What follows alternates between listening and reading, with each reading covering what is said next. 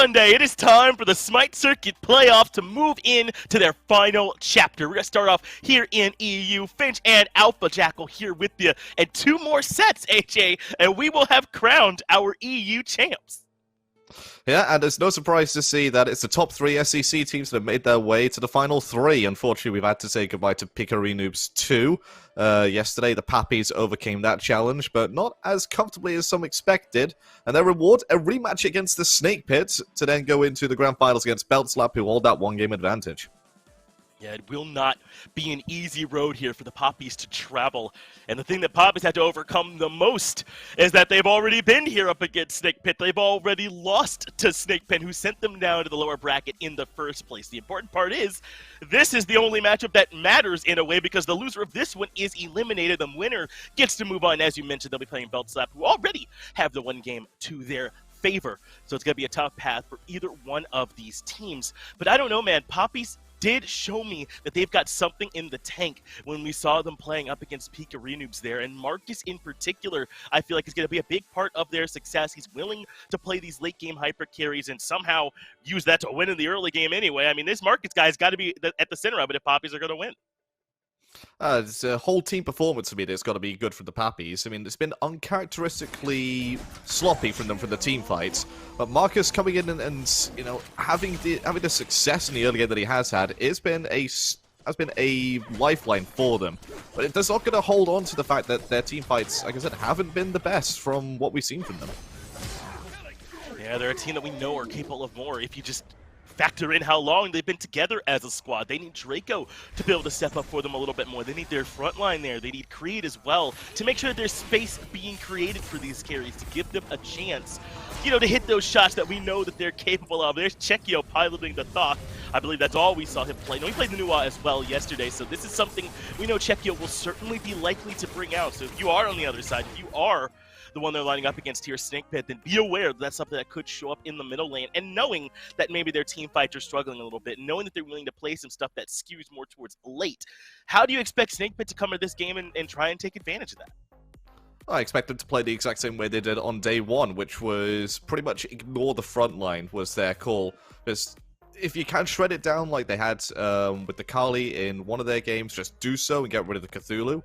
But then decimate the backline, just cause havoc, and ignore Draco Marino, ignore Creed if you have to. Just go straight for the backline. Go for Chekio, Marcus if he's available. But most importantly, get Warchi uncomfortable. If they manage to get him off the Cupid consistently, which I imagine will continue to be banned against the Pappies for the rest of time, and get him on something that's not super comfortable for him in lane, get him a bit behind on the back foot, that's going to spell problems for the Pappies, and that's exactly what Snake Pit did in the first day of this tournament. They're going to need to do it again, probably get some strong performances here from Angry, Worst Turtle as well. That mid-jungle, so important, but we know how comfortable this squad is. I mean, they showed us back on that first day, as you mentioned, that they are able to overcome this challenge and move a bit beyond. And I wouldn't be surprised if we do see a little bit more of this. I would be surprised if we see more of this Yorb. I don't know how popular he is right now in 2020, the year of our Lord, but perhaps we will end up seeing a bit more of that. But I do think that is what they need to do more. If you zoom out a bit, if they have a bit more of a general outlook, they need to be willing to play their stuff. They need to be willing to come in with picks that not everyone else is rocking all the time. Make sure they're comfortable with it. Make sure they've got their synergy up. And then they'll be able to overcome this team the same way they did before, move right back on to their rematch up against Belt Slap. But it's not going to be easy for them to take out the champions of Belt Slap. Still got that 1-game advantage to worry about. But the first game that comes forward is the one against the Pappies. Like you said, this is the only one that really matters for them to begin with. And Angry really does pop off on these matrices, and it just seems to get time and time again. The Merlin hasn't been such a popular pick recently for most mid-lane players, but he's still continually bringing that pick out and doing extremely well with it. No, you're exactly right. Angry makes it look like everyone else should be picking this Merlin pickup. It sure looks strong in his hands. We'll find out exactly what it is they want to take with them into this next one. Time for the picks and bans for game number 1. Poppies will be in that first pick position, and I think we have seen first pick have a slight edge throughout this tournament here so far. It looks as though you get to kind of force second pick to ban some stuff away. You get that top priority pick in your matchup, and then kind of put the other team on the back foot. But we'll see if Snake Pit can overcome that here in this very first game. And no surprise to see Cthulhu taken off the table, and the Cupid, 100% ban rate against the Papis. Well, only 80% actually in this tournament, so must have got at some point. Still, a pick you can't really give them. I mean, Warchi plays it extremely well, and then Jekio can play it in the mid lane as well. So it's a massive flex pick for them. Jekio got a pentakill on it in the last tournament, don't forget. So just don't give them the Cupid, it'll be A-OK. But the Jing Wei ban, obviously don't want to have Snake Pit having safety in the dual lane.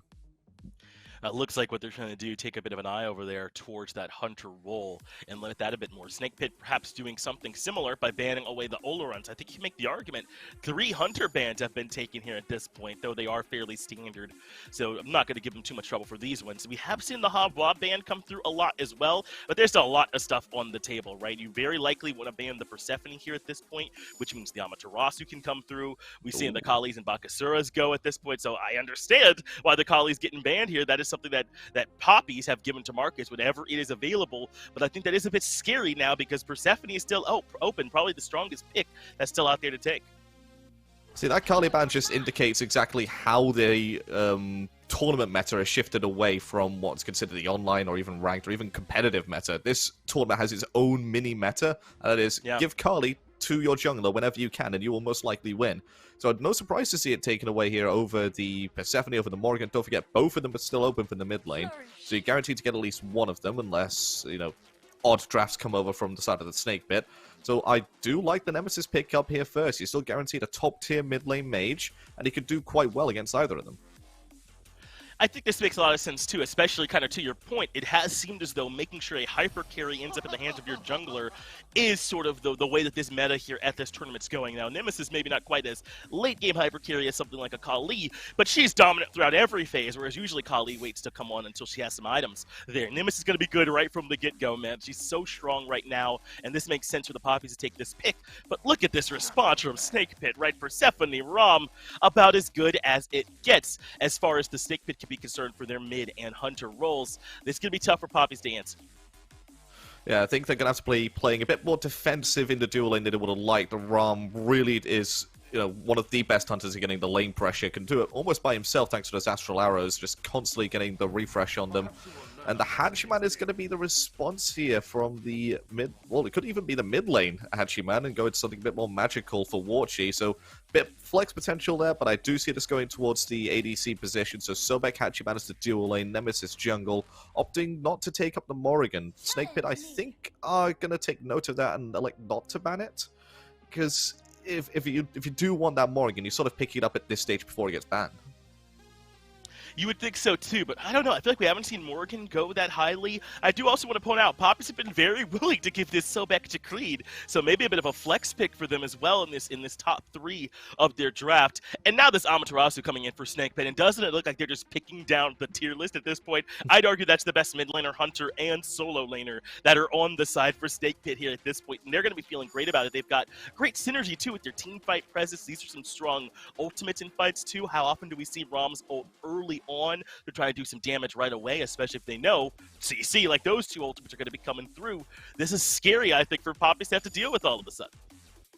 Yeah, I'm not so sure how Snake Pit managed to get Persephone, Ram, and Amaterasu. Like you said, probably the top gods in each one of their roles. What else are they going to take? They don't have the Sobek option over to them, but they could still have the Yamoja, considered one of the top supports in the game right now still.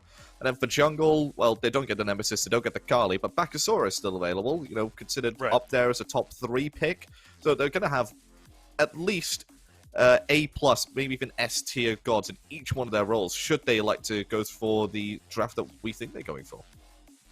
I think they do still have some options. Now, I know Thor has not been picked up a lot in this tournament, but certainly still strong. And look at this, Snake Pit going, okay, if you all are not going to ban Yamoja, then we will take her 7th overall, avoiding 10 bans somehow, because you gotta get rid of Kumbhakarna. Everybody knows that. I don't know, man. This is pretty brutal, I'm thinking, here for Poppies, because Snake Pit have just picked, at this point, actually, truly the best guy in each role. Yeah, they're not going to get the best jungler, though, so that's a bit of a reprieve for the Pappies. Right. 4 out of 5 ain't bad for the Snake Pit, though. Kuzumbo, the option, that's going to go for the support role, and then Sobek, as you well pointed out, goes to Creed in the solo lane. So defaulting back to their double Guardian strategies, looking for big peel and looking for those late-game team fights. It's got good amount of CC, decent amount of damage, and the long-range artillery Thoth complements that extremely well with the amount of setup that they've got. The Papis draft is good, lacking a bit more lockdown than I would like in the grand scale of things, especially when compared to the Snake Pits draft. I agree. I think where we really saw this Thoth work for Chekio in the mid lane was when the jungler had a bit more CC. Even something small like the Kali stun was allowing their synergy to really work together. Now, Nemesis with that slow certainly can still help it, but I don't know if it's going to be quite that same thing. So we'll have to make sure Chekio can still hit everything, even when his jungler, who they're going to be with the most of the time, at least early, maybe doesn't have quite as much CC as they might be used to. But now here's this Nike coming through. Is this Nike support for Snake Pit? Because I kind of think Ama wants to go to the solo lane. I mean, it could be Nike solo, could be return to Nike jungle, which we have seen quite often. But Yamojo's definitely support. It's dependent on whether Amaterasu or Knight's going to offer worse settle in the jungle. I'm saying it's going to be Nike jungle, just to try and help, be sort of the same thing as Nemesis, but as the warrior rather than the assassin. No, you got to be right. I'm in a world where Yamoja shouldn't be allowed to come into your draft this late. It's going by my brain for some reason, but absolutely this Nike into the jungle. And so Snake Pit still have a very strong draft, and I would be surprised if they're not willing to get involved early with this Persephone Nike mid-jungle combo. They should be able to hit the ground running over there. And Poppies now have their work cut out for them. Their backs against the wall. Remember, this is an elimination game. Whoever loses the best of 3 here is the team that's eliminated. The winner goes on to fight Belt Slap. Let's get it down to the casters to start this first game off. Thank you, Finch. It's me, BlazyBard on the desk, joined by the wonderful Gormizer. How you doing today, Gore? I'm doing great. I'm excited to see this, although I will admit I'm a little worried for the Poppies. I think they do end up with a lot of picks that they are comfortable with, but you give up Persephone, Yamoja, you've got Ram on the other side, Amaterasu, you just get 4 so good picks on the side of Snake Pit that I'm starting to sweat already. It's not even minute 0 yet in game, and I'm a little worried for them, but I think this Nike might help pull things back, and at the end of the day, it is all going to be execution-based. Snake Pit, you get 4 out of 5 of the best gods in the game right now, but they all do have their faults, and they all can still be taken down. For sure. I do want to kind of touch on the Nike and say, if the Poppies really are finding it difficult later on in the game, they could always pick up that Sunder and essentially completely eliminate that big ash shield that Nike brings to the table. So could be a little bit of a worrisome thing there for Worst Turtle, and actually one of the reasons that I personally have stopped picking Nike myself. Yeah, it's that exact reasoning, right? I mean, we saw her once in week 1 of the SPL, the second phase, and she got eviscerated, almost like it didn't matter. I mean, she was virtually useless that game. That being said, I will say, it's up to level 12. I mean, look at it right now. Creed did decide to pause and wait on a relic, so depending on how much time we see Worst Turtle spending over in the solo lane, you might see that scooped up as a teleport is normal. It could become something like a blink, but it could also become that Sunder early if they want it. But for the most part, you're chilling as Worst Turtle, at least until level 12, so maybe you can have some impact. The downside is that shield and everything about Nike ult was really, really great in late-game teamfights. You jump into the back, you're on top of someone like Chekio, you ult, you get this massive slow, this massive shield, and no one can kill you in the backline. That's why she was so strong. Now, you jump into the backline, you ult, you get this massive slow, somebody pops your shield with a Sunder, you die in the next 5 seconds, and they aren't worried about you anymore. So, Worst Turtle, I'm going to have to see almost like a Thanatos-esque switch in style of play when that counter becomes available, because you can't continue your early game aggression, which so far there hadn't really been any, into a late game team fight and expect it to go the same here. I completely agree with you there. Potentially we'll see them build into a little bit more innate tankiness, or maybe just go for the full damage and just try and kill people with the Rend 2 combo, because, I mean, hey, since they reworked the plan of action into the big bubble shield that stops all the incoming ranged autos, that thing does a lot of damage when you pop it. So, I don't know, we could see either way, I think. Yeah, I'm really excited to see what it can do. Again, it's something that, for the most part, hadn't been picked up a whole lot in Phase 2, so I think there's still some variance where Nike can fit right in there. And, you know, I think this is a good draft to try and take it into. You know, Sunder maybe eliminates the shield, but I think that slow is going to be effective. Like you had said, being able to block some of the shots is definitely going to be very helpful. Or, in my eyes, body block. I mean, you're talking about Draco Marino, Creed, two of the best setup supports in the game right now when it comes down to Sobek and this Kuzenbo. So, hey, I can just stop you from running forward for a little bit, and that's going to be good enough for me if I'm keeping Angry alive or Spudio alive. I think that's worthwhile for Warsturtle. So he's really leaning maybe more so late game into that hybrid kind of warrior style, right? Where, yes, you're in the jungle. Yes, you need that little bit of damage to help your team out. But for the most part, you're just kind of tank number 3 on the team that happens to have a sprinkling of more damage than you'll see out of Terra or Dazer.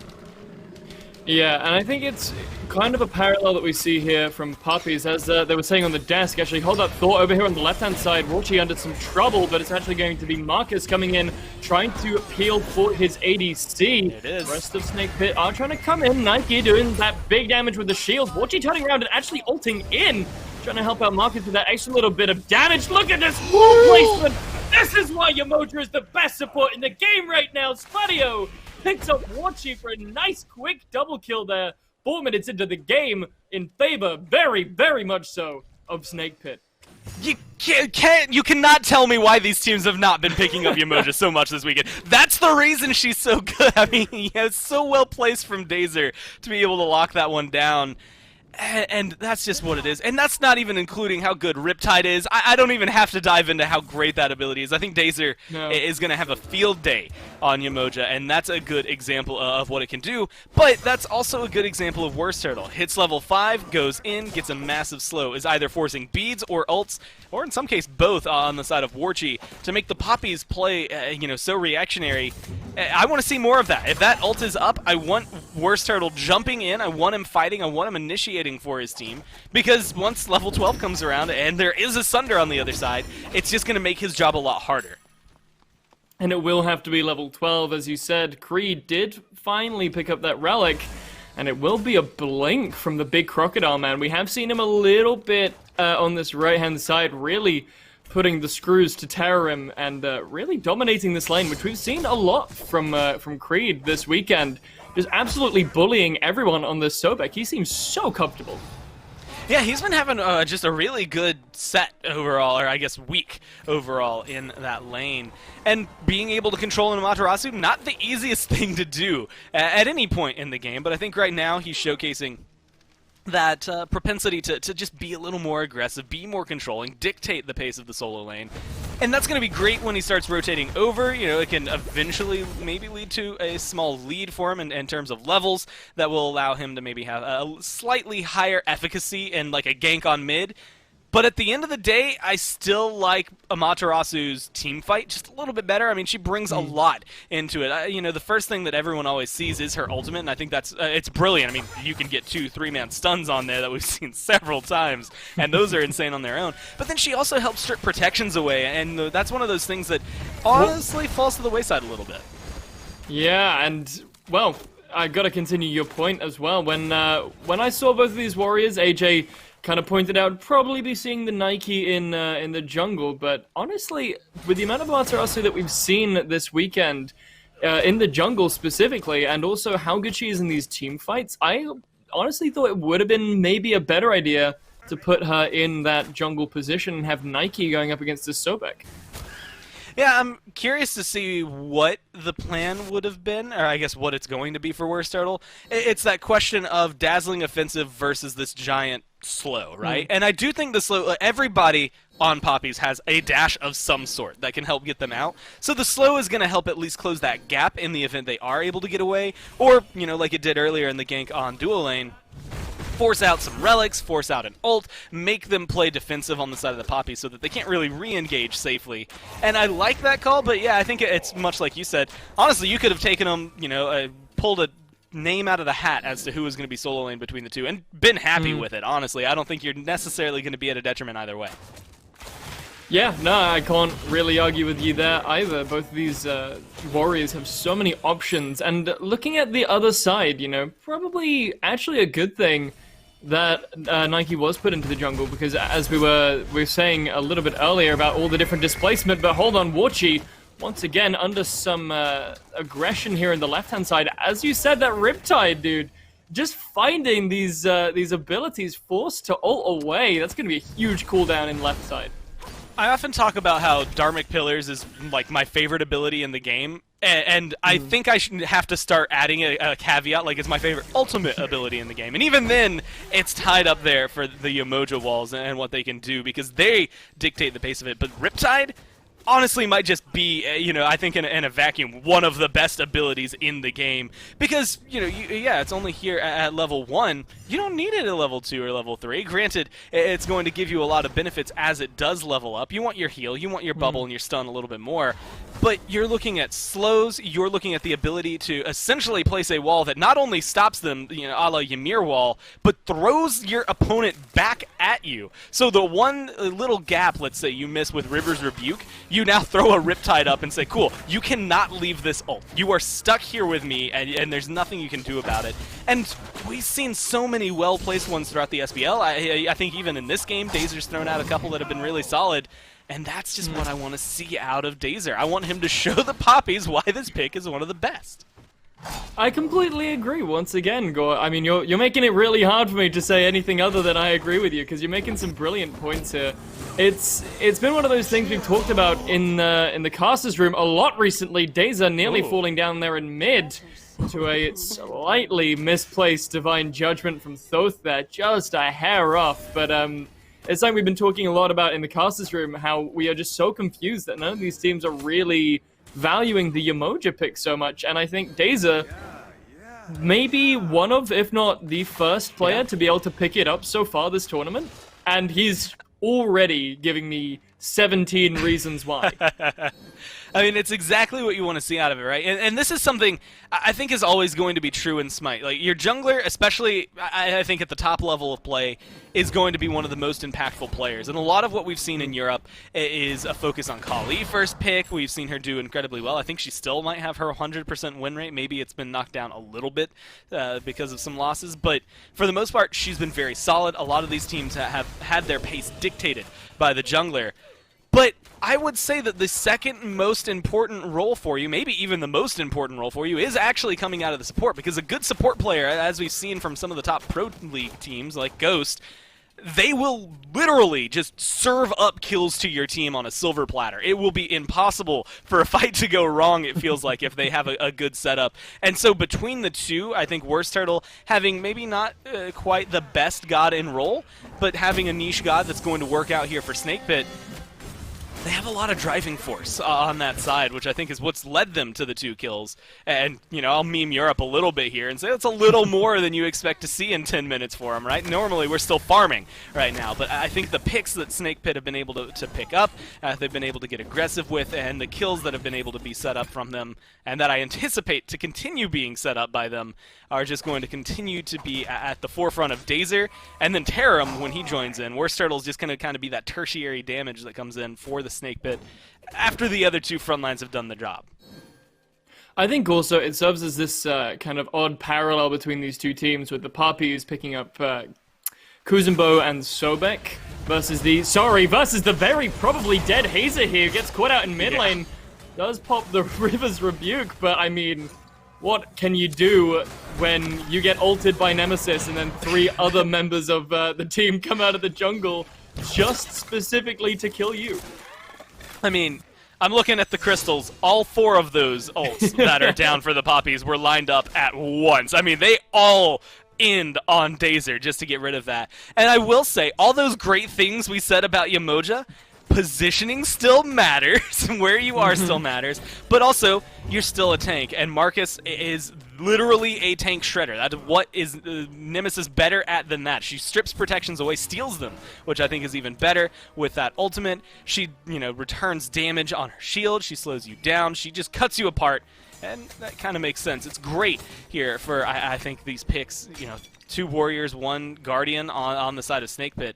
I expect to see Marcus have at least one kill like that every fight, but I don't expect the Poppies to drop 4 ults for 1 kill every fight. That might just be a little bit too much overkill.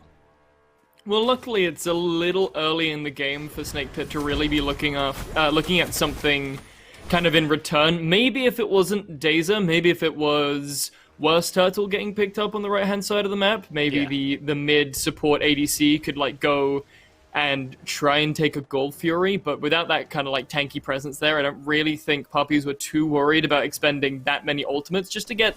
I mean, honestly, if I'm Poppies, probably the best kill for my mental health.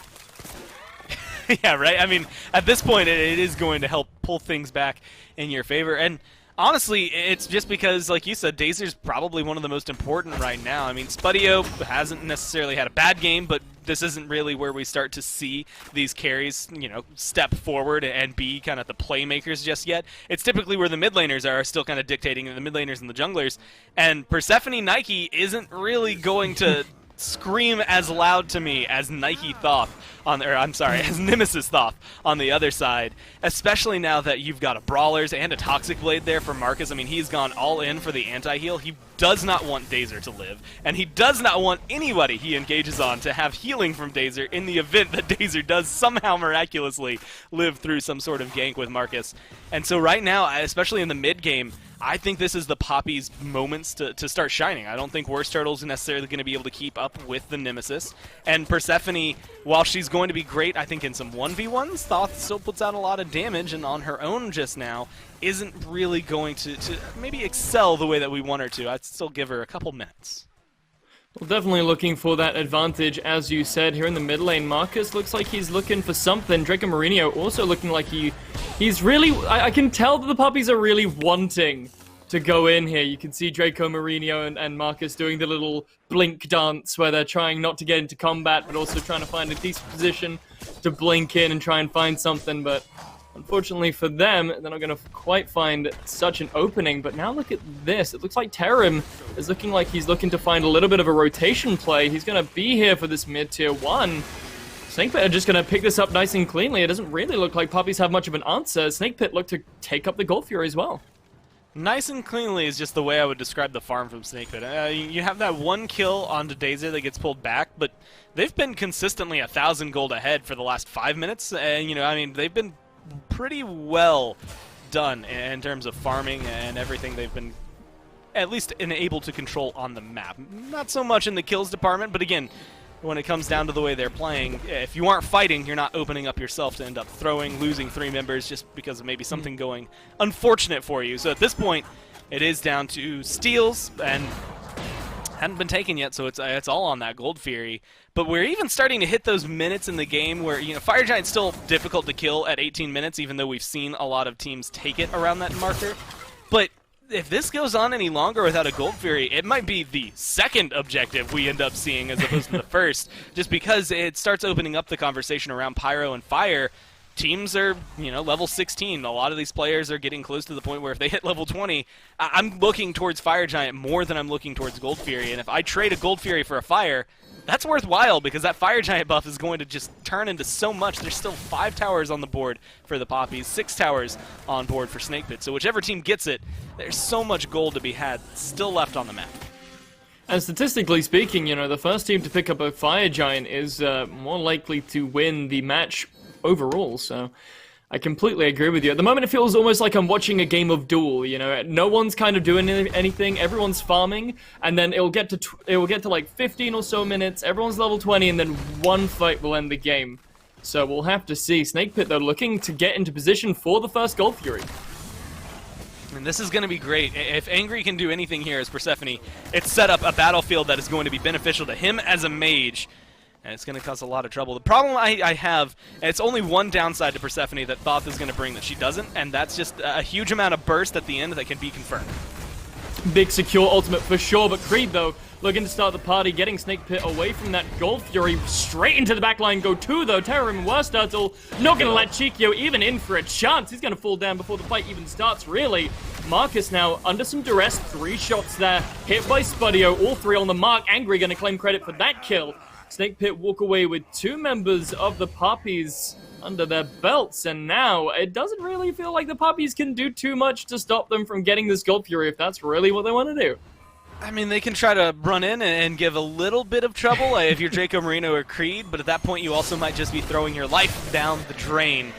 So I'd like the call to hold back. I think at this point you need the farm, and specifically Draco Marino. That was one of the last ults I think we will get to see from Worst Turtle where he doesn't get sundered at the end of it. And yeah, there it is, finally picked up for somebody. I was actually surprised because I saw him jump into the backline. I saw a huge slow onto Chekio, and I was waiting for the shield to disappear. Then I looked down and I was like, oh, Kuzenbo's still 11, and Creed decided to pick up the Ankh. They need both of the relics. But now that Sundering Spear is online, it destroys the shield. And so, yeah, there's some damage on the end, that's going to be helpful. But it really is just that shield-destroying portion that is just going to be so helpful. Nike, single target, you pop the bubble, and it makes it a little bit easier. And, maybe there's some discussion to be had about the shields Dazer technically can give, popping out the heal that comes through. But you're more worried about the healing through all of that, especially team-wide, than anything. I'm almost surprised to see, we've got the Brawler, the Toxic, the Divine Ruin, but surprised there hasn't been maybe a Contagion picked up, because at least between that and Pestilence, that's the one I always like to err towards. I think it's a little bit better overall in terms of cost and what it's going to give you.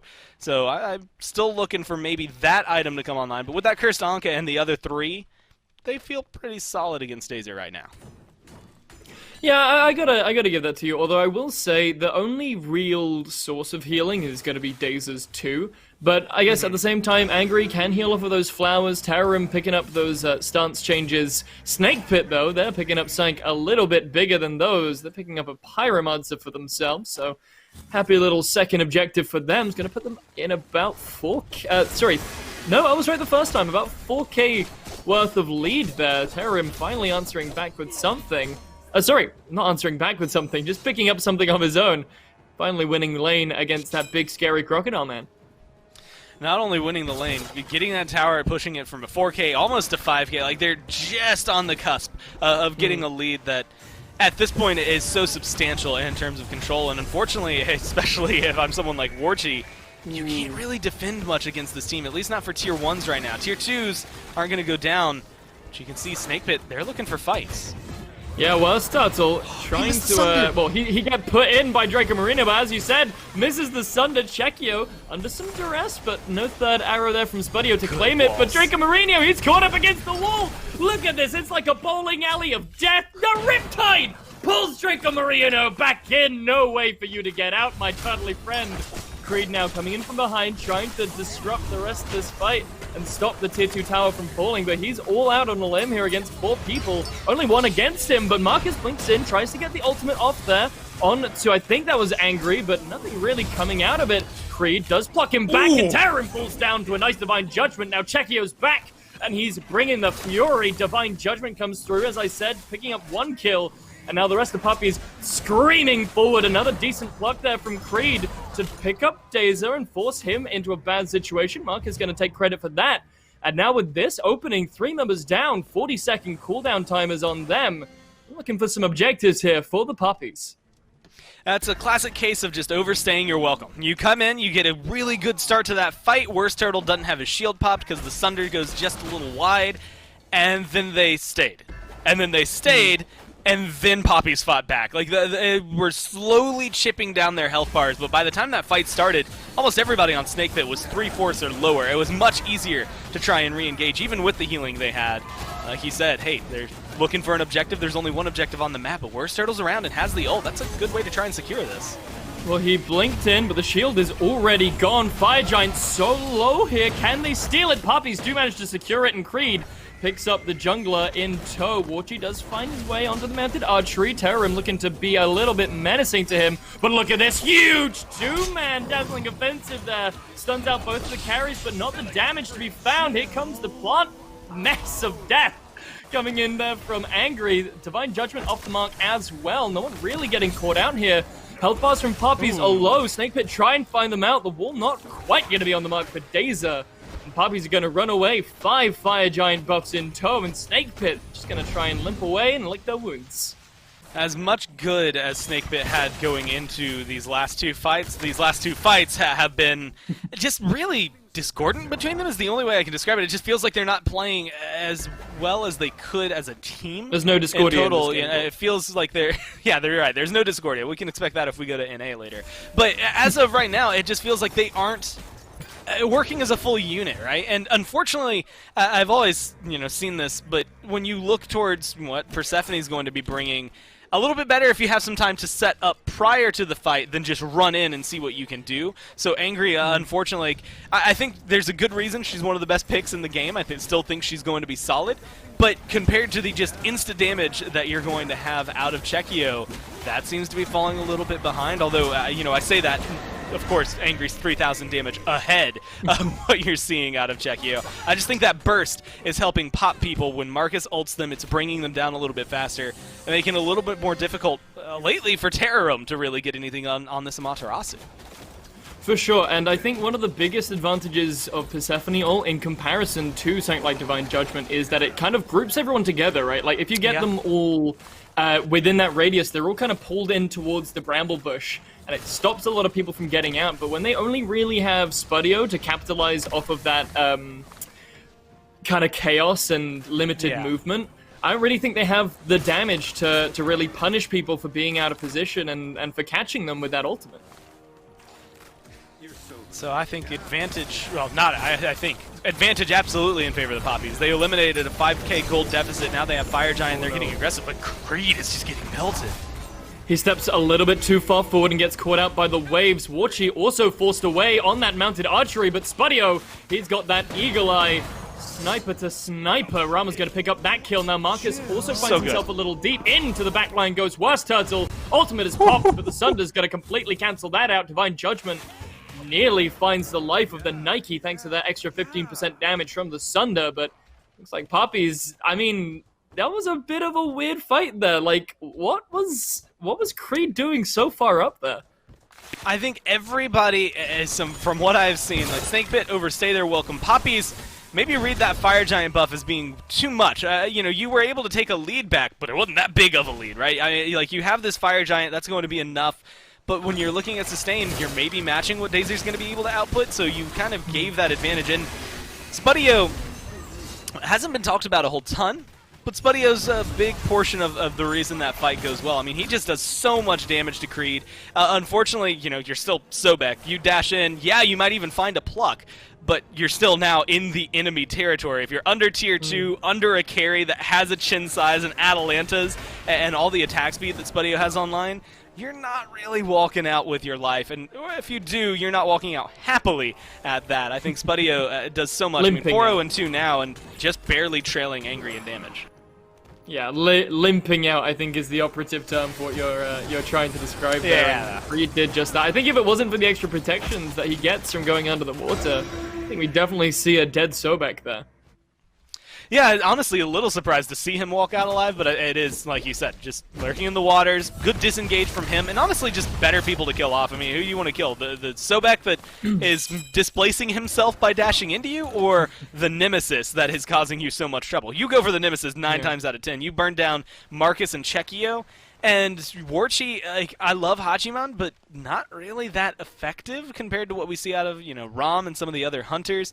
Definitely been a little more lackluster than I think what you want to see out of the duo lane. I mean, 0-2 and 4, he's been a part of, 4 out of the 6 kills, but he hasn't really been as flashy, I mean, he throws out his ult, he's going to get an assist, whether or not he actually does contribute as much. And so I'd like to maybe see a little more from him if the Poppies are going to try to turn this all back in their favor, especially with Fire Giant coming back up in about 5 seconds. And almost as if to prove your point down here, sitting at bottom 2 damage, but all that as it looks like the engagement's going to start breaking around here around the Fire Giant. Mounted Archery already popped, and Creed is getting caught out by the waves. Terrorum hits a nice big 2-man dazzling offensive, stuns on all of them. Worst Turtle now finding his way into the backline, does get hit by that Sunder though, so bye-bye Mr. Shield. Creed finds another pluck, but that's not going to stop them as they trade kills either way. It looks like Creed and Dazer are going to fall down, so two of the tankier targets here. Snake Pit, though, looking like potentially with this space, they're going to try and once again bait this Fire Giant. It might work. Marcus takes a step up, but that double dash is going to find him safe. And I think this is where we can see Angry start to shine. Whether it's going to be through kills or damage, I don't really care, but look at the setup. I mean, there's plants all over this portion of the jungle, and nothing the Poppies can do about it. And so this Persephone is going to be able to at least get a little bit of poke back at them. But now it's a little too dangerous, I think, for the Poppies to come in. Maybe it's not going to play into a Fire Giant immediately. You don't have your Yamoja. Maybe you don't want to feel too confident.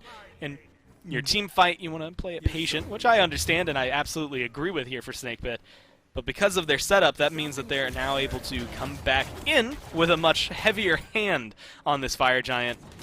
And depending on how long it takes, I mean, we're getting to the territory where you can start the conversation of, hey, 2 more minutes, it's enhanced, and that's perfect for you.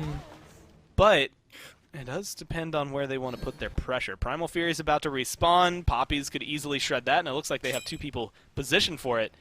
But if you can read this as Snakebit, this is a free fire. Yeah, like, this is exactly the situation you were talking about earlier, where you're definitely wanting to trade the Fire Giant rather than the Gold Fury, and it looks like Snakebit are looking to do just that. Started it up already at about half HP, trying to make their way over. Primal Fury does fall down, and if anything, if I'm Snakebit, I'm thinking, alright, that's it, that's go time, but no! It looks like Death Bowling Alley's back open for business, boys. 2 tanks caught out in it. Up into the sky goes Spudio, though, trying to find his way out safe. That real big bramble bush there, keeping people on board. Terim does find 2 in the back line, but he's all out here by himself. No support for him. Into the back goes Worst Turtle as well. Shield is going to be good to block out the damage from mounted archery, but still going in, looking to find Warchi. But again, he's really overextended here. The rest of his team not being able to find him. Finally being able to find an answer in Draco Mourinho, but that was very, very interestingly played there from Snakebit.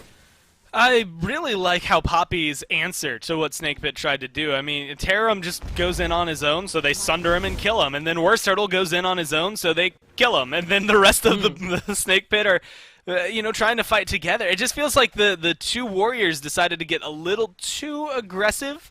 And you know, they have a lot of capability to close the gap between them and the Poppies.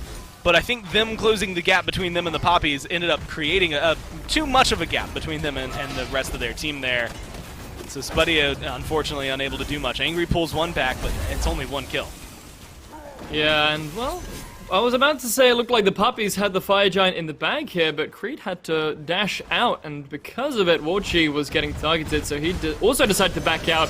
Creed, though, had the same idea, but thanks to that Riptide, he's not going to be getting anywhere. Marcus, though, trying to support his solo laner, blinks into the backline, but he's all out on a limb here by himself. The snipe from Spudio is going to put him straight into the ground. Warchi also in danger there. Takes the other 2 shots by the looks of it, and he looks like he's in very much worse for wear, although, because of that lifesteal that he's got, he's going to heal up basically to full from that 1 camp. I mean, at this point, yeah, he is not stressed. I was thinking you get pushed out as Warchi, maybe he has to back, but he just spent some time back in base. He doesn't have any gold to spend, so he's just going to do his best to stay alive where he is, and like you said, that lifesteal is going to keep him going just fine. But that shows exactly what Poppies are able to do, and unfortunately, maybe the plus side, downside of Nemesis. You go in, you get your ult, you do whatever you want. You're still an assassin, and you're still pretty squishy. If 5 people decide to look at you, you're going to die. And now they're at this 4v5. Yeah. I like Snakebit forcing this advantage around the Fire Giant to make the Poppies play. Well, it doesn't really look like the Poppies are up for the game, though. They're really playing scared, hiding all the way back in this jungle, but they do have Chekio's ultimate, so I guess what they really need to do is keep one eye open on the Fire Giant, and as soon as it gets to about a quarter HP, go Chekio, do it, do your thing. And as you said, I mean, I don't think Snakebit really have a massive secure in order to prevent Poppies from taking this away from them. So they got to be really careful, even when they're just trying to dance around this. And the thing I'm wondering, because both of these teams have done this, Poppies did it a little bit better than Snakebit has. But get the Fire Giant to half. That's going to force the hands of the Poppies. If they don't come in, then you're going to be able to burst it down. If they do come in, you drop it at half, and you're able to aggress in there. And they've been hovering around this 3/4. This is what I want to see. Just try to pull them through. Try to get Draco or Creed to just make an unfortunate decision. They take 1 step too far, and that would cause a lot of trouble. And luckily, we have what Doug just highlighted. Now, Marcus has to back to deal with a million archers on that left Phoenix. So you've got this 4v5 advantage. This is where ward coverage and all that comes in favor. You've got this 4v5. Force something to happen now if you're Snakebit before Marcus gets back.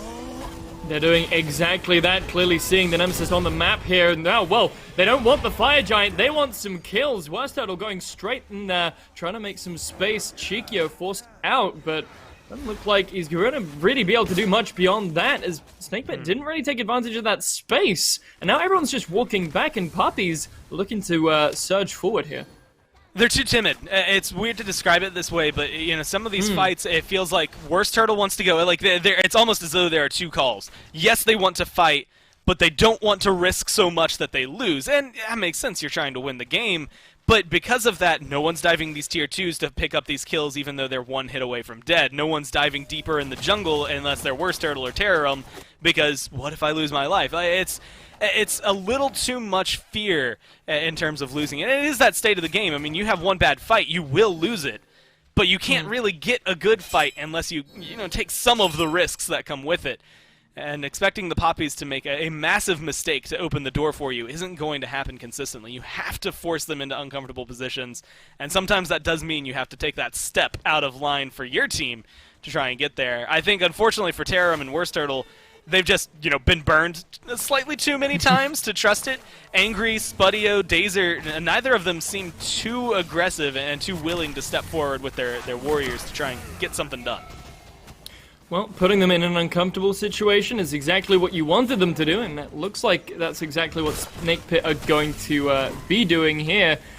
Only just walking into range is Cheekio, but that ultimate is going to be available now. Fire Giant at just about half health. Creed gets the first pluck of the match. There's Dazer flying through the sky, but the Riptide's going to find him safe now in the backline. Creed able to find some good damage onto Terram, who's going to be able to run away, but Angry stopping the big Angry Crocodile from moving any further. Terram's going to get out safe thanks to it.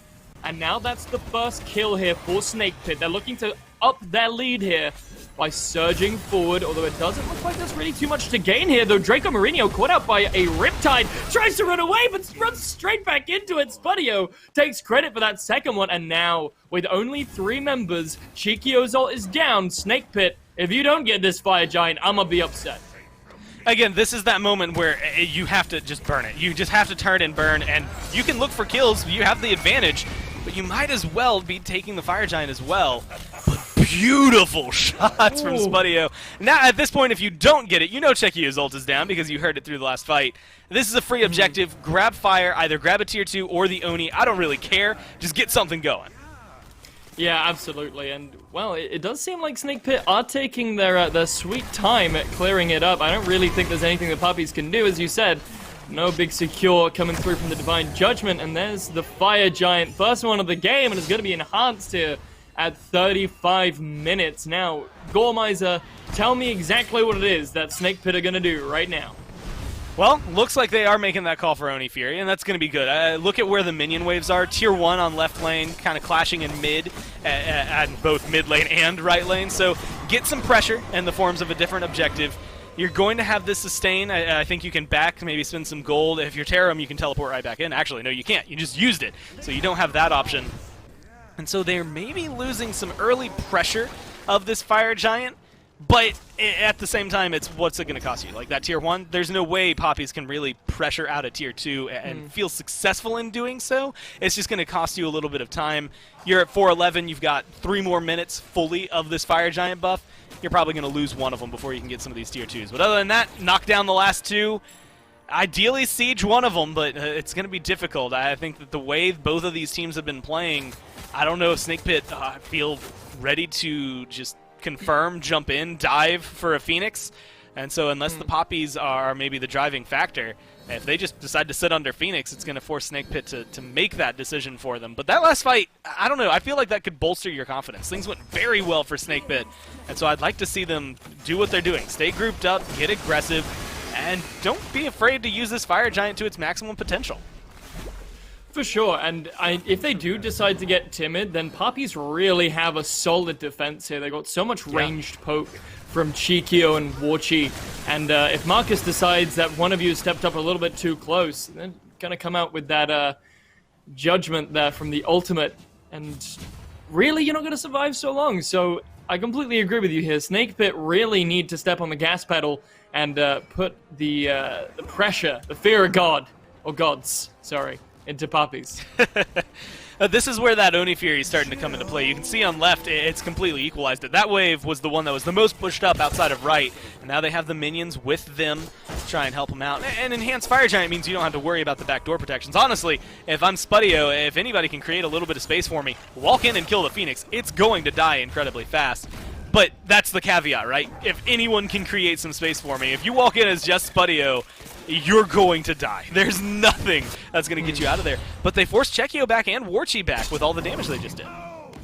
Yeah, no ultimates expended though, but oh my goodness. God, did you see the Phoenix die?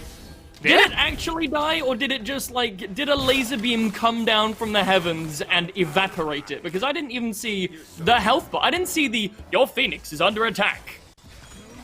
It's a little bit of both. That laser, that's Spudio. I mean, just look at his build. He's got attack speed like crazy at this point. He's a level 20 ROM, 8-0-4, by the way, in case that doesn't help out a little bit.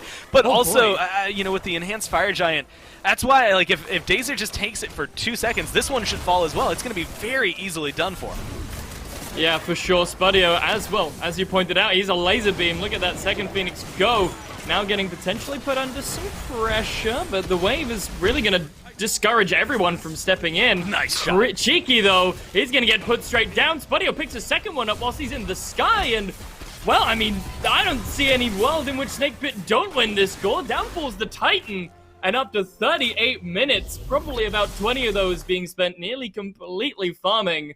Finally, Snake Pit managed to pick up game number 1 and put Poppies one step closer to a ride home. There was a lot of song and dance around that Fire Giant. You could tell it was just a little bit of trepidation from Snake Pit. I think they knew they had a solid team fight. I mean, with a draft like that, it's hard not to control the game, right? But they had, again, been bit back by the Poppies just enough that's where I think a lot of the lull in the game came, right? That's where a lot of that pressure kind of mounted up. And you're still looking at a blink of an eye. If one thing goes wrong for Snake Pit, Poppies take that Fire Giant and I think turn it on its head. But you also have Rom doing exceedingly well. I think it was, what, 8-0-4? I turned that to 10-0-4, 10-0-6 or something by the end of the game. If Spudio has a game like that, if he can stay that comfortable, he's fine. Yeah, absolutely. It was completely ridiculous. I hadn't even realized. I mean, we saw Spudio the entire game getting these snipe kills, getting these secures. I had not realized it racked up to 8 kills there by the end, as you said. So really well played from him. And, well, just once more to echo your point, I think if they can stay this comfortable, they'll definitely be able to take away this set. But we'll let the analysts finish up talking about this game in just a few minutes. But for now, stay right where you are.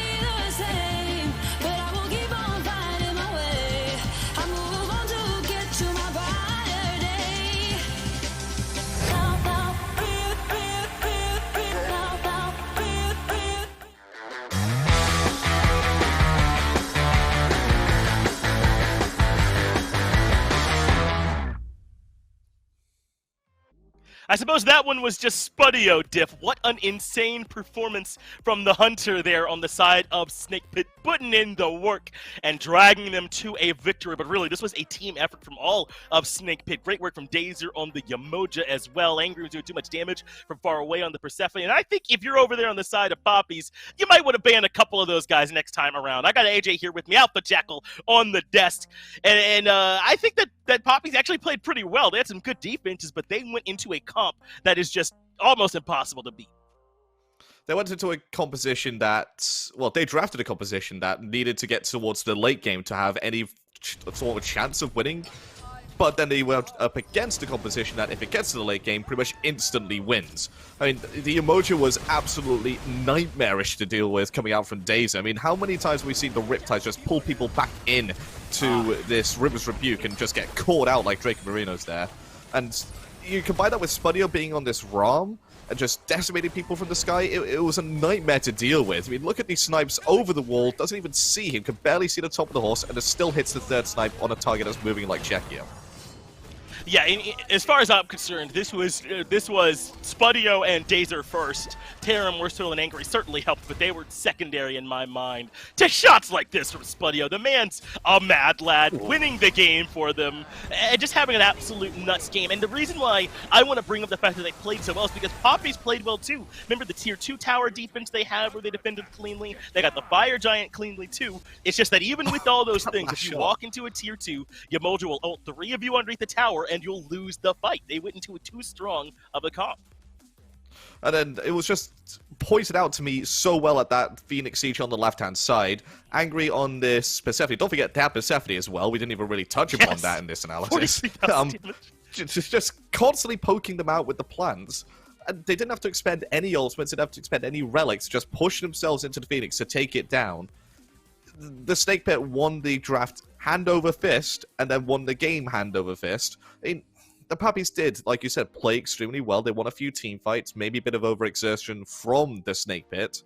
But that's just what the Papis do. They will still win team fights, even when down. And what really stood out for me when it looked like Snake Pit were struggling in some of those fights was when Terrorum and Worst Turtle's dive wasn't able to connect with the backline at all, their own backline able to support it. I think the idea was that Spudio snipes would be there to help, but sometimes they weren't able to do enough damage to the snipes to be enough. That was the only times that we saw Poppies look strong. So they're going to make some adjustments to the picks and bans now for game number 2 as we're ready to move into those. It will be Poppies in the first pick spot, I believe. Again, here is Snake Pit will be responding from second pick, and we saw Poppies make some strong choices, banning away the things like the Jingwei, banning away the Kumbhakarna, but I think you got to make sure you're banning away some of those top-tier picks as well, or else Snake Pit will 2-0 this one, and they'll be out of here quick. So, Cthulhu, yep, that's still going to be the first ban, but I think the Jingwei switches completely, maybe Yamoja, maybe a Ram ban, or if they're going to be banning away the Jingwei like they did last time, first picking the Ram over the Nemesis would be the switch-up that I would like to see. Right, they need to do something to make some adjustments so that Spudio can't hard carry this game. I mean, it did seem like Worst Turtle, with only a couple of bans, went down pretty far in the list of junglers. I would say a lot of good stuff was still available over that Nike. And he still had an okay-ish game. The Sunder was picked up, but didn't always connect. So I don't know how worried I'd be about what Worst Turtle does based on that first game. I'm more worried, as you mentioned, about what Spudio and the rest of the guys might do. And with these bans, we're already seeing some adjustments. Yeah, instead of the Jingwei, it is now the Emoji. I 100% agree with that. You can't give Dazer the Emoji, and I don't think you can give Dazer the Sobek either. One of the reasons that they did take it was because Dazer does love playing the Sobek, does extremely well with it, plays extremely aggressively in your face, and basically wins the team the early game with that pick alone. So I didn't mind the fact that they took it. The Jingwei ban is still going to be there. We still have the option of Persephone, Nemesis is still on the table, Kali is still up. Morrigan wasn't touched in picks and bans at all last time, so it's going to be the Kali ban again from Snake Pit. I want to see Ram first picked here by Papis.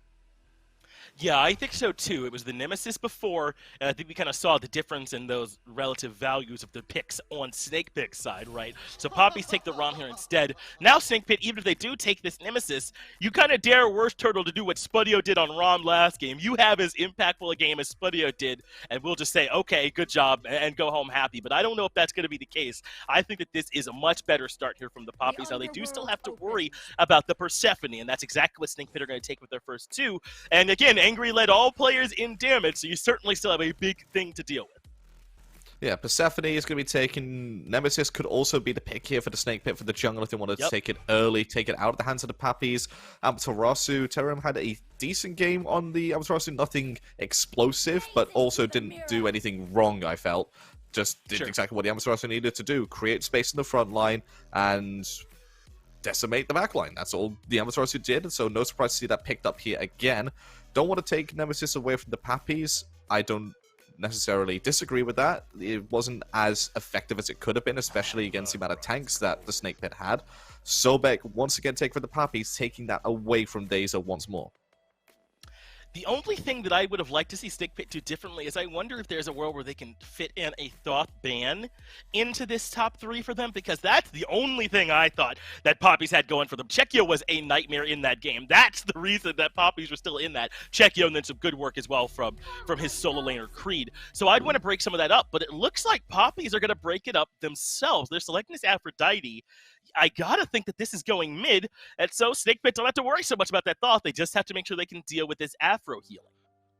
Yeah, don't forget, in the game 2, which these teams had at the very beginning of this tournament on day 1, it went 2-1, that set to Snake Pit, but that second game was won by the Papis on the back of Aphrodite keeping a Kali alive. Now, there's not going to be that Kali to keep alive, but the Aphrodite Undying Love was very, very difficult for the Snake Pit to deal with, so I wouldn't be surprised if Papis elect to do a Protect the President sort of composition, a 4 Protect 1, with this Rom being the main focus, keep Warchi alive for as long as possible, just select things like a Hombat maybe from the jungle, another Guardian solo laner, just mass peel and let Rom do as much damage as he can before he eventually falls.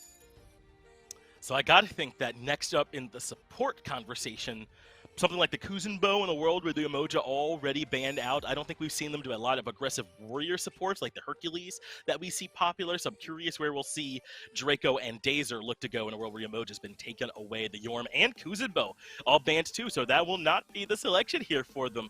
The Hachiman did come in for Snake Pit though in a world where the Jingwei and the Rom were taken Cupid and Olarun banned as well, so Snake Pit went ahead and prioritized their Hunter in response, so they still just need to worry about what they're going to do for their support jungle. Looks like Poppies recognize that as well. Ban away the Hobwa and the Nemesis, so you don't get to take any one of those into the hands of Worst Hurt. Yeah, the Nemesis ban, definitely a clean one. The Hebo ban, good one to take away stuff from the jungle. The Fafnir take up here from the Snake Pit.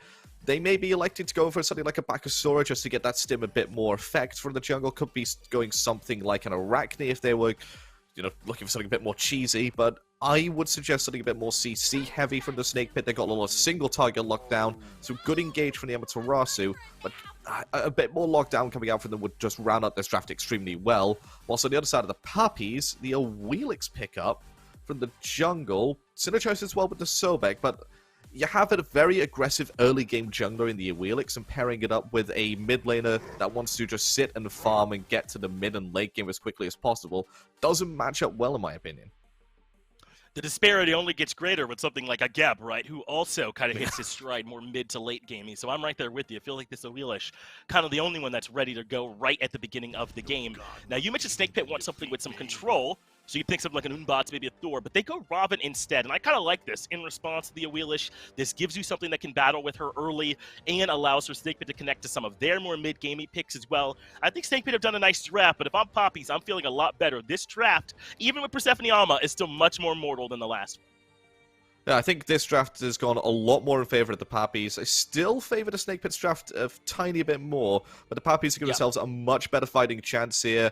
The sieges are going to be a lot more difficult for the Snake Pit. The Pappies have good turnaround potential, and what's more, if the combat lasts too long, this Aphrodite is going to put in an absolute clinic of healing in this shift, and the Pappies could find themselves in the game 3. I think so, too. I think if this game ends up going very late, I mean, Geb, Afro, Rom, it's hard to ask for much better than that trio in the late game for you, even if you're going up against a Persephone who's going to be pretty potent in the late game as well. I'm with you, man. I think that the Poppies have done a much better job for themselves despite allowing the Persephone over to the other side. Sounds like you're still leaning a little bit towards Snake Pit, but at least a closer one here. Yeah, I still think Snake Pit will take this game because they're going to get off to a better early game start, but the Pappies have that potential to put the game into a 3-game set. Poppy certainly do have that chance. Going to be Blazy and Gore as we get it down for game number 2. Thank you, Finch. Now, I gotta agree with AJ here. I think SnakePit have the better comp. I'm a little dubious about this Aphrodite mid, though. What do you think, Gore?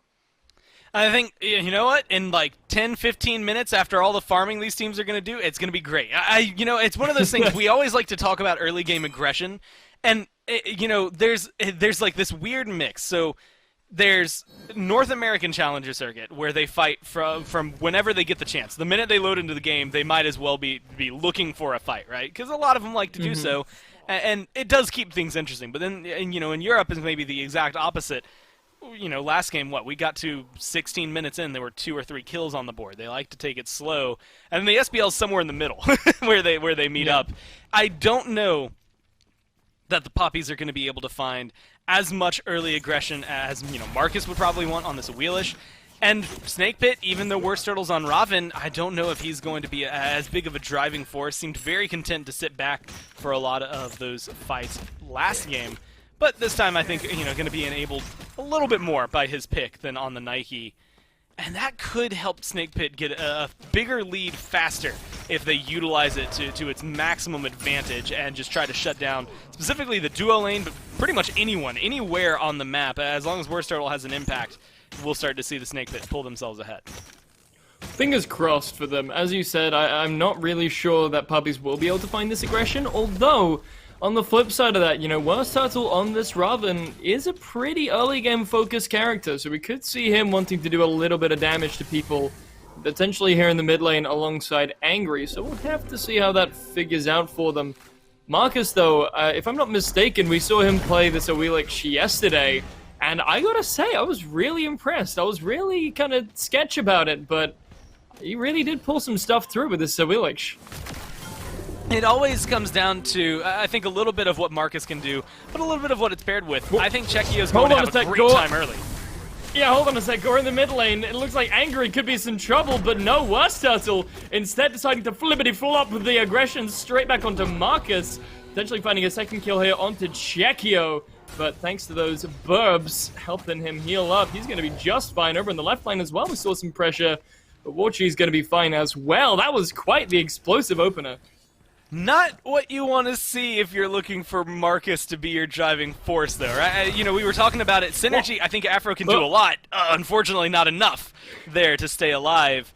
But that's the equation, right? Aphrodite, early game, yeah, her healing's all right. She can keep herself alive. Her damage isn't terrible. She can turn some back. As we saw, it was enough to ward off SnakePit. But it wasn't enough to stop him, and it wasn't enough to help Marcus out to really seal the deal on a kill. And now that both of them have lost their life, and even worse, staggered at that, so the farm is kind of split up in this awkward manner. They haven't really been able to utilize the jungle the way they need to. That's exactly, if you're a SnakePit fan and you're looking to try and close it out in 2, that's what you want to see. Big W, absolutely, and we see already that little bit of disparity coming through as about a grand and a little bit ahead of SnakePit just off those first 2 kills, and the jungle camps that came after it. Now, once again, stealing away this purple are SnakePit, but as Mifflin likes to say, it's not always about that first purple buff.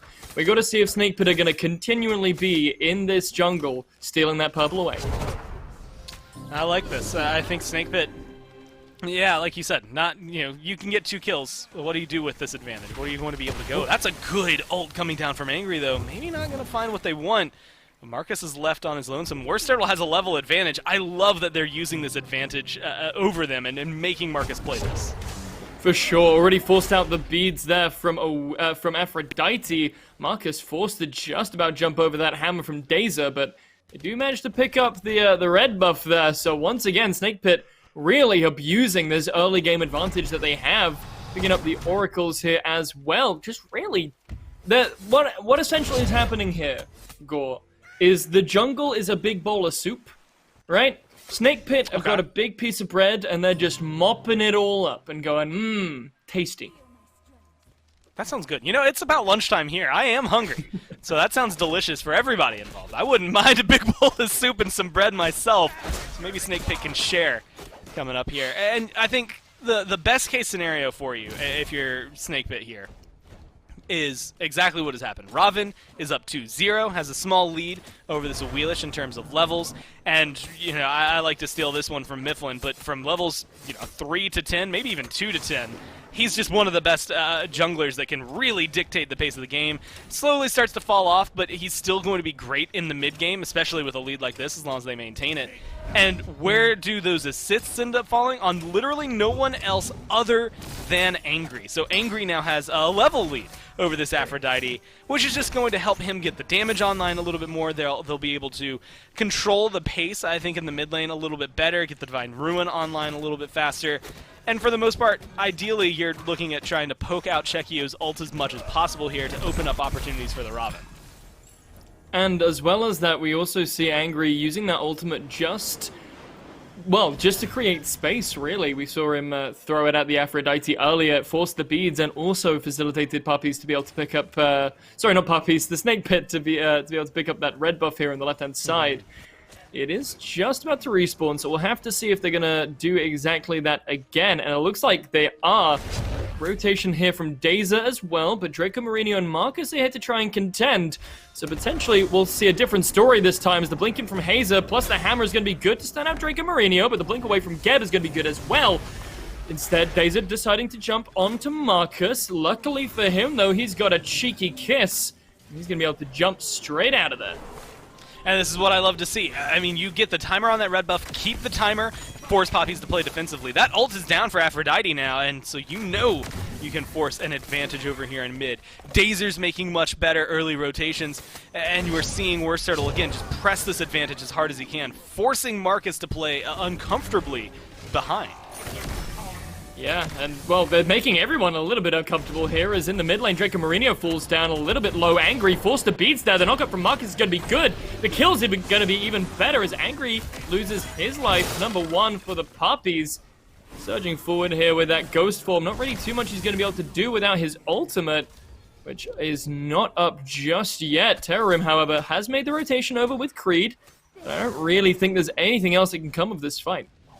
I think there's a good opportunity and a world where we actually end up watching Marcus die and not Angry die there. But it didn't feel like the communication came out just in time to try and get the peel there. Once Marcus jumped in, and it's difficult, Aphrodite, even at this level, the healing's going to be enough, and that's part of the reason Poppies can re-engage. And that's why, like, Snake Pit, it almost has to be a hit and run. You have to get in, get some kills, get aggressive, get out. Because otherwise, this, Aphrodite is going to take Marcus from that maybe one hit threshold you left him at, bring him back to full. He's going to be able to go back in because he didn't use everything in the prior fight. You have to be very careful with where your aggression's going, and you have to be paying attention because Angry can only defend himself so much. Speaking of defending themselves, Spudio forced to ult, and I also believe... oh, no, he didn't pop the beads. Never mind, I'm just being slightly insane. Forced to pop that ultimate there to escape, but Marcus, hearing of this, he's licking his lips. He's thinking, tasty Spudios for dinner. That's going to be the beads already. No ultimate expended from Marcus, but it looks like due to the rest of the team rotating, that ward on the Fury there, thanks to Oracles, is really going to be instrumental to save the life of Marcus, who I think would have just jumped in there willy-nilly. And I mean, yeah, just being able to get Spudio specifically out of there alive, the pre-beads, whether it was to cleanse the slow from Warchi or if it was to read the knockup from Marcus, either way, it works out well for him. Absolutely. Chikio, though, also forced to ult here in this mid lane, but it's going to turn out pretty well for him. Creed teleports in, and just to pluck Dazer, but he's a big happy dwarf. He's not really too worried about that. He's just going to jump away. Creed's going to rotate back, and Terrorim actually didn't force the teleport just like the Sobek did, so a little bit of a power play there coming out of the solo lane. We'll be seeing a little bit of a rotation from Terrorim. That's something else you're going to see from this Amaterasu. I didn't get to talk about it too much last game, but realistically, she has better movement speed and mobility to get around the map. Angry might be the one who needs it more now. We don't even have time to stop and talk. Angry's dead before we can even blink up to that last sentence. Like, damn. They're turn and burn. They recognize where they need to put the pressure. And hey, all of that early game advantage I was talking about a couple minutes ago for Snakebit, it's almost gone. I mean, they still have a lot of gold in their favor, But experience-wise, things are starting to equal out a little bit. Marcus is still slightly behind there in the jungle, and I think Chekio is still slightly behind in mid.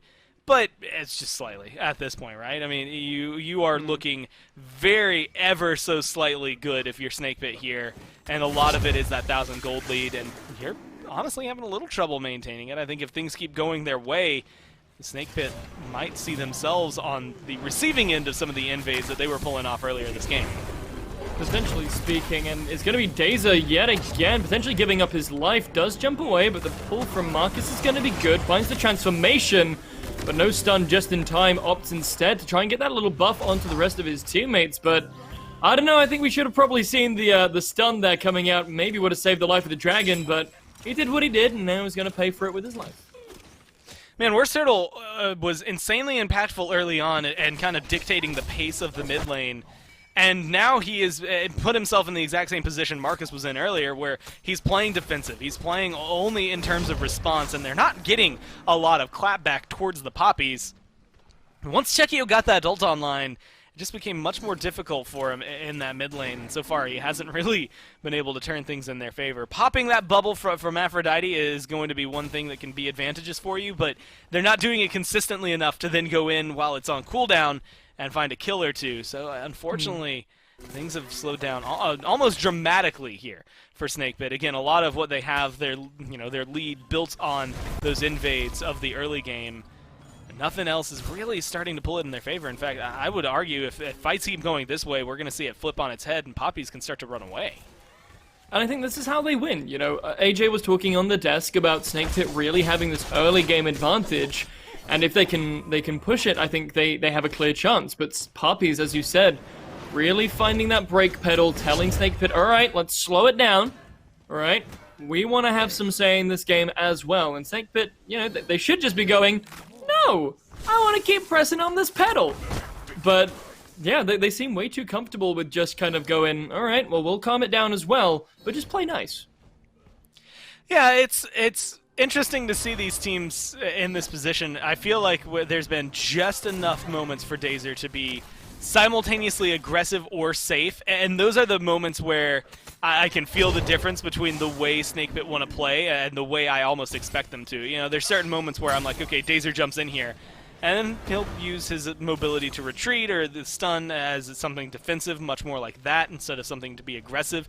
And those are those moments for SnakePit, I think, that led us, you know, around 25 to 35 minutes in that last game, where both of the teams were just too hesitant to do anything.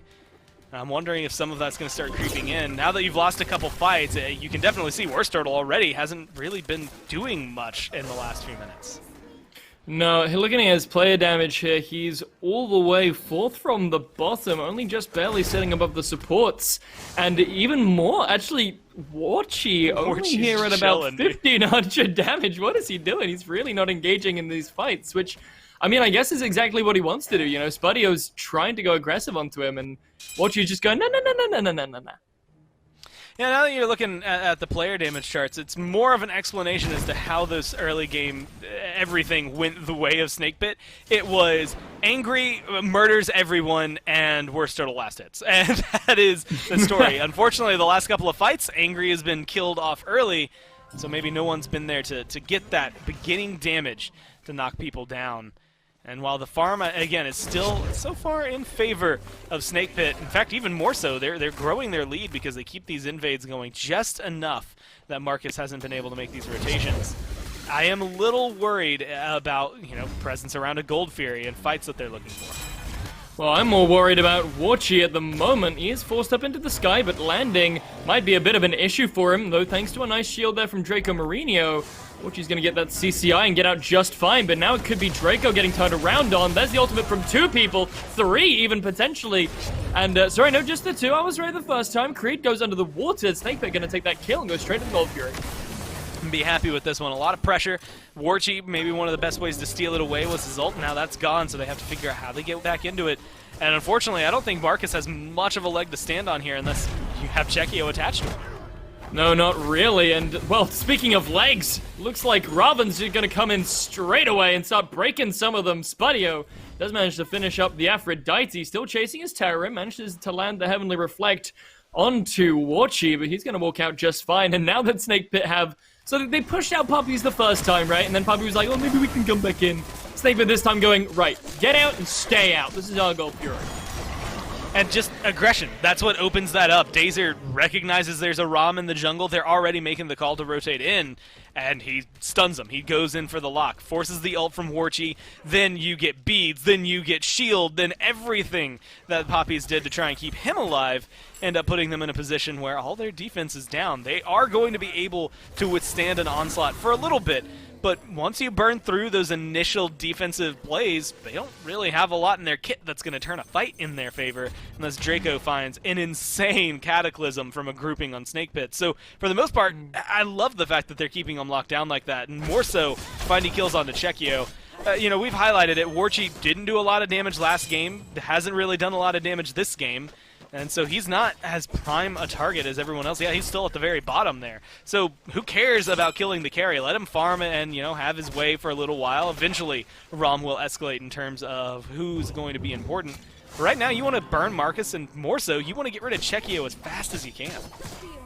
For sure, that healing really does work. Like you said, forcing Snake Pit into the kind of this hit-and-run playstyle where they have to go in, do as much as they can, and then try and get out with a kill before Chekio gets a chance to heal everyone back up. In the mid lane, though, Chekio showing us exactly why that's so impactful. Takes a big chunk of damage, but is able to heal it straight back up thanks to those burbs. Once again, though, I am seeing the anti-heal coming through, though, so yeah. Angry's picking up this Divine Ruin here. Brawler's Beat Stick for the Raven, but yet again, to echo your point from last game, no Pestilence, no Contagion. Curious if they'll pick it up. That's going to be more on maybe Dazer and Tarum to try and do so. I think Tarum has his build in mind and knows what he's going for. I'm also waiting for that Cursed Donk when Dazer hits level 12.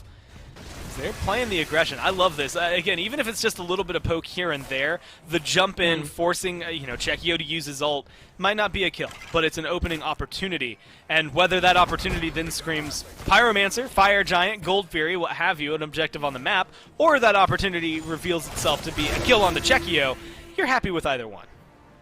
Absolutely, and after picking up that Pyromancer, I think if Snake Pit really wanted to, they could have potentially eked out a Fire Giant there, but, well, maybe not, with Worst Turtle sitting there in the left-hand side, putting a bit of pressure there, but in the mid lane, looks like Dazer could be looked at here, as Marcus is looking to make his rotation over, but instead just decides to go for these mid-Furies. Now, alright, Gore. What kind of things are we looking for both of these teams to do? Poppies at the moment sitting about 4k behind. What is their next play? It's going to sound weird to say it this way. And by weird, I mean it's going to sound stupid when I say it this way. But they just need to not lose a fight. And again, it sounds dumb, like, duh, of course they don't lose a fight, that's how you win the game. But there's a lot of these moments where they keep getting picked apart, Chekio having his ult forced, and they aren't really using, I think, what they have, which is great counter-engage on this team, to their advantage. Unfortunately, I think it's because Snake Pit, at this point, with a 5k lead, they're going to be able to jump in, deal a lot of damage, and return it. But I also think, maybe more prominent than anything, Warchi has to start existing. He just has to be a player in the game. Whether or not that means going in and hitting some autos or ulting or something. Him and Marcus are now at the bottom 2 damage, below the support, below the Aphrodite. I mean, you have to start playing some Smite, getting aggressive, being in these fights. Otherwise, there's nothing you can do. Snake Pit are going to control the game entirely off that. And they want to control Warchi as well, forcing him out. Nice fancy feat there from him, though, to avoid the damage. But Snake Pit just going to steal away this tower, and like you said, it should be so easy for Warchi to just show up in some manner, right? Because all he has to do is press the left click button, and Chekio, he has to press the 4 button. Well, actually, looks like it was probably the G key, because beads popped out there to counter out Angry's ultimate. But now Snake Pit are here, looking to siege up this left tier 2. Worst Turtle caught out in the jungle there by Creed. The knockup is going to be good, and the beats to get rid of that pull there from a Wheelish. It's going to be even better. Chekio now in some trouble, forced to pop the Aegis, but he's going to fall down. Angry finds credit for the kill. That's number 1. Now Snake Pit continuing in on this fight. No healing available for the Poppies, so it's all about the damage that they can get on the board right now. Looks like Tarum tried to go in there on Warchi, but thanks to a nice little backstab, he is able to find his way out. The rest of Poppies not interested in trying to defend this tower. Snake Pit just gonna lick it up. Now, I recognize I'm a support player, but here's why I'm going to talk about how Dazer is just a huge driving force for the lead that Snake Pit have. Really good stuns, really good use of the Dragon Form and Coerce there right there to help get that tower. I think that he is a leading factor, maybe not the most prominent one in finding the kills, but definitely a leading factor and what is giving the advantage towards Snake Pit. But Tarum is maybe the hero of that last play. Getting onto Chekio, the ult gets forced, like the beads forced prior by Angry and his ult. Then opened up Chekio to force the ult to try and get away, then stunned out by Tarum with the Dazzling Offensive. And, you know, Aegis can only do so much in terms of keeping you alive. I like that Tarum is as aggressive as possible on that Amaterasu to stick to this Aphrodite. Because once she's gone, the healing disappears and... you know, I feel like I'm starting to beat a dead horse, but when you look down and see that both Awelish and Warchi here have half the damage that's coming out of the Hachiman on the other side, you start to realize, I think, where some of the issues are. Yeah, potentially. Speaking of issues, though, quick bonk there from Wurstartle, going to claim the life of Warchi here on the left-hand side after they were trying so adamantly to take the life of Angry. Not going to be too happy about that. Instead, turn around and pick up that double kill. Both the dual lane players fall down there. And I don't know, Gord, this is looking like a real slippery slope for the Poppies. Yeah, now you're starting to look at, you know, 1 level lead in solo lane, but 2 levels in the jungle, 2 levels in mid, 2 levels in the carries. Spudio, we were kind of joking about it when we saw it locked in, because we were just like, he's just trying to flex on Warchi at this point. And he's kind of doing it. I mean, he's 3-0-1. He's been way more impactful as a Hachiman. And even though I still think that Rom, between the two of them in a vacuum, is absolutely the better hunter, this is just what the power can bring when you have the team around you. But I also think when the player is as proactive as Spudio has been these last 2 games.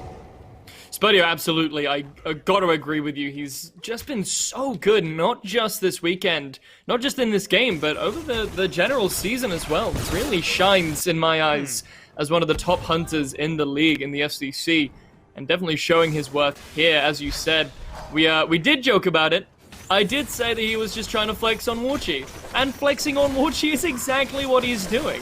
As they're going to pick up this tier 2 in right lane, no one on the side of Poppies is here to respond. Marcus is here trying to steal a red buff, but Wurstartle, he's probably just going to bonk him out. The blink, though, from Marcus is going to save the life for now. But I don't know, the way that Wurstartle is sprinting towards him, yeah, the Jazz Hand is going to pick up the Jaguar Rider there. Oh, you needed Suku. Unfortunately, Suku was not there for you when Marcus needed him most. So now... you're looking at a 4-0-4 Raven. Definitely, again, it's kind of lulled there in the mid game, but found their stride for Wurstartle. Angry, the damage numbers have been insane, I think, from this mid laner. And if I have to highlight the moment so far in this game where things got out of control, maybe you go back to the beginning. Maybe you look at that last that one team fight where Tarum was able to kill off Chekio down there by their tier 2.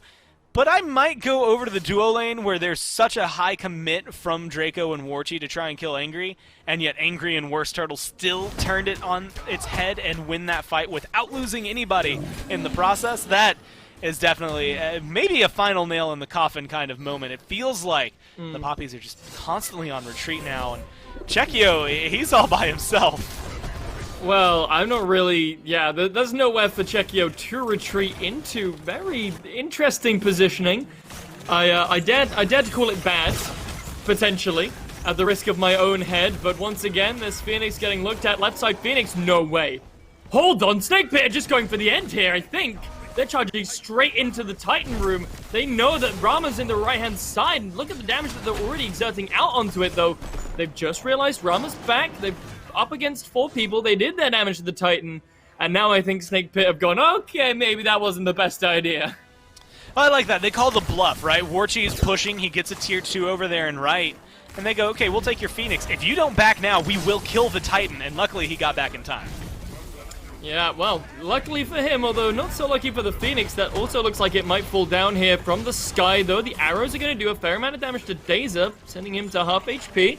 And that does force Snake Pit out for the moment, but thanks to that healing from the Fire Giant buff, I think all they're going to do is wait for this next wave, although they might not even wait that far, as Draco Mourinho starts the engagement, blinking in there, gets a 2-man knock-up, but it's going to be instantly forced out, taken down to half HP. Snake Pit, though, didn't really take all that much, and like I said, I think they're just happy to wait for this next wave. And look at the relics, right? They got both the defensive relics from Draco, and now they can go in, use their Cursed Donk, try to burn down what they want. But right now, Snake Pit are just looking for the poke. They're going in a little bit of time, and then burning the Phoenix. Yes, Buddio, although has already used his beads and his ultimate at the start here, they do pick up the Phoenix, and health bars are low on the side of Snake Pit. Now it's going to be Marcus falling down, gets bonked there by Worst Turtle. Really good identification there from him. Seeing Marcus out of position, and now that should open up this right side Phoenix, and, well, I mean, I don't think I have to tell you, Gore, the statistical chance of Poppies coming back from 3 Phoenixes down.